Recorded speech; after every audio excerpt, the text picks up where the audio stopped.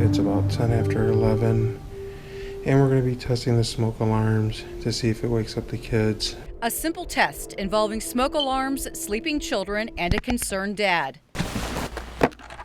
Anthony Hyatt also happens to be a veteran Parma firefighter. I have seen some pretty bad things where it's too late. It has been pretty graphic at times. A house fire is reported every 85 seconds in the U.S., claiming a life every few hours. Nobody ever believes it's going to happen to them. So Anthony's taught his sons, 10-year-old Nicholas and 7-year-old Christopher, to be prepared and react quickly. Within 4 minutes, a fire doubles in size. The smoke would start coming down the walls and start filling the room. So the first 4 are definitely the most critical. We'll do camera 1, and then we'll come back and do 2. And then but in the heat of the moment, will the boys remember? I haven't told them anything about this. Multiple cameras are set up to record the experiment. Honestly, I think they may wake up when it goes off.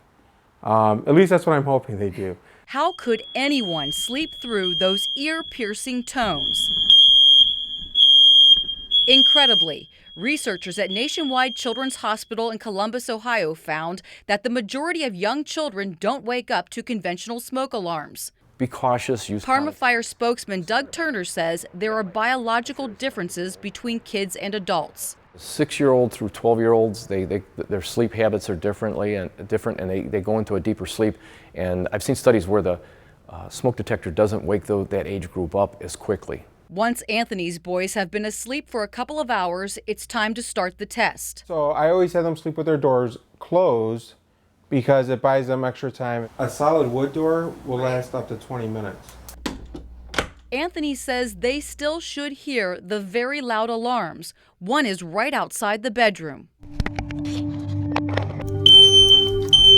The high-pitched alarms are deafening, the clock ticking, and nothing happens for 2 full minutes.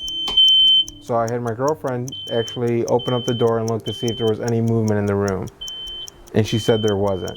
The door stays open, but it still takes Nicholas nearly another minute to get up. And Christopher never does.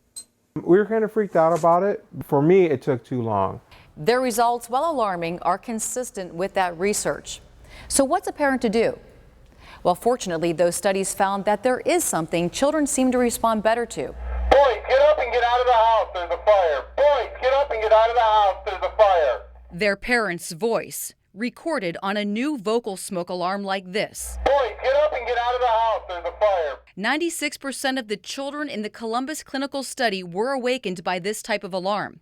But would it work for Anthony's sons? Okay, here goes night 2 with a different smoke detector. A week later, we reran the test. Boys, get up and get out of the house, there's a fire. Boys, get up and get out of the house, there's a fire. And this time, with very different results. Nicholas actually woke up within a minute.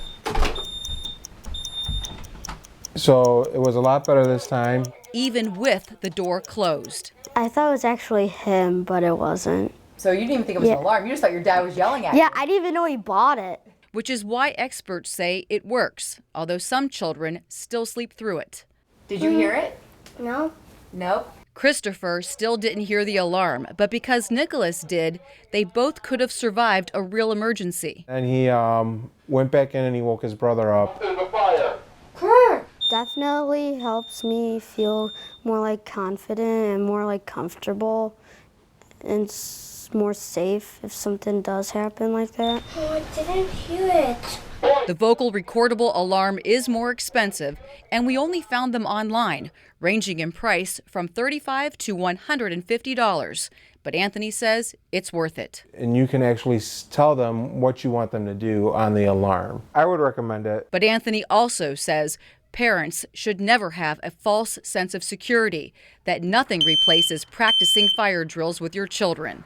Boys, get up and get out of the house, there's a fire. Boys. It's got to become habit forming. I'm glad we went through this. It was a huge teaching moment even for myself. Good job, Nicholas. In Parma, Suzanne Stratford, Fox 8 News.